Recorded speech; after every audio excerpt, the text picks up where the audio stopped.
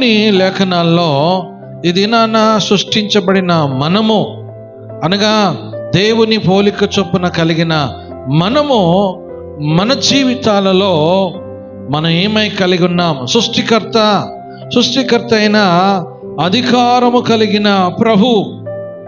దేవుడు సృష్టికర్త అంటే అధికారము కలిగిన దేవుడై కలిగి ఉన్నాడు. మన నిశ్చయతలో మన ఉనికి, రూపము మరియు మనగడు పూర్తిగా దేవుని పైన ఆధారపడి ఉన్నాయి.